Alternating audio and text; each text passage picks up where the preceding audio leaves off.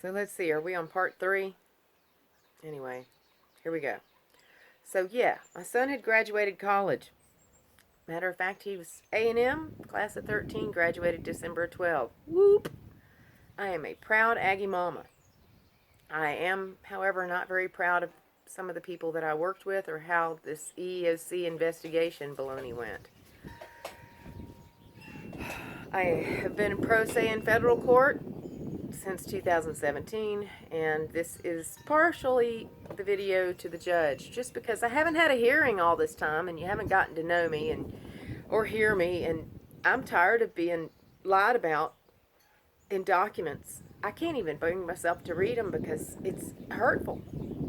And no matter how this court case turns out, they know what they did, and they're going to have to live with that. All I did was ask to be allowed to do the job, and they restructured the department the next year. Oh, let's string it out. Legal days. Let's see, how many days do we have to have before we do this so that it's not connected? No.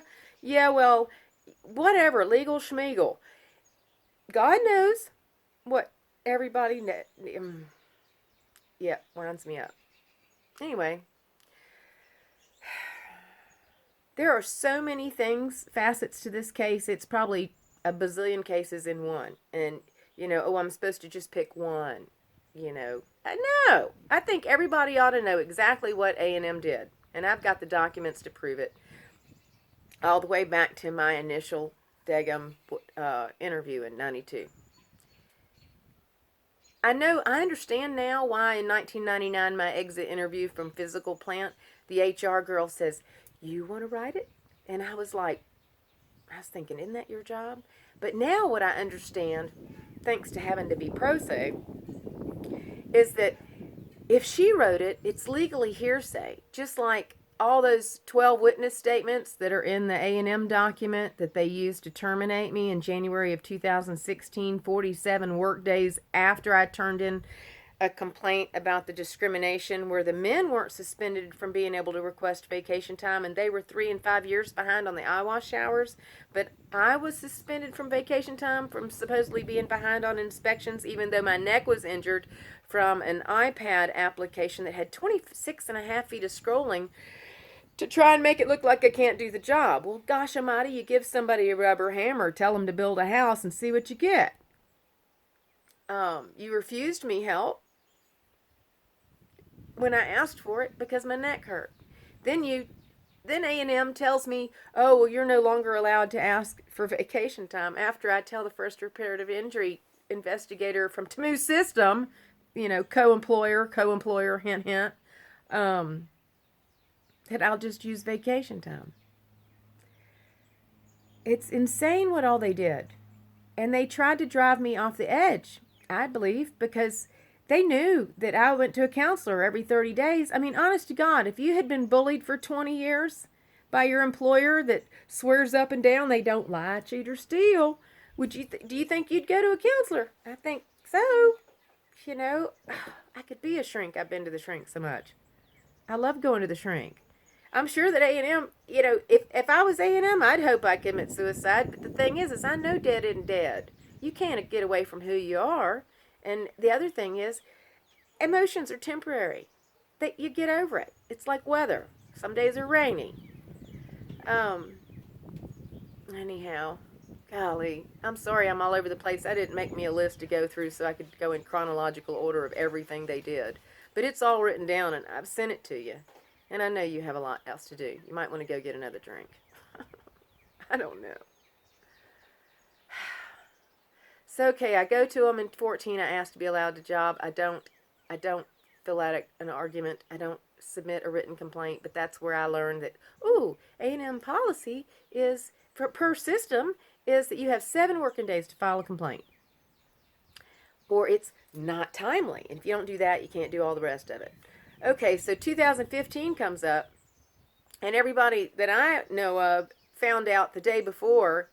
They were told by their supervisor that, the department's going to be restructured. Now, this is April 21st, 2015. I come into a morning meeting after getting a 7:30 a.m. phone call from my supervisor at that point was David Ziegler. He'd started in October 2014. 3 days after James Rayner changed the evaluation specifications to be a 3-day turnaround on the on the inspections. 3-day turnaround. Does that count Saturday and Sunday? I think it does if it's about me. But anyway, uh, the thing is, they didn't want me to do the inspections. And what's funny is, as the years went on, God enabled me with, like, I don't know, the camera phones. I remember I had the first camera phone way back, I don't know, whenever year that was. And I told James Rayner, hey, we ought to all have camera phones. This is great because if I see something and I have a question about it, I can take a picture and email it to you and you can get back with me, and we can get it fixed.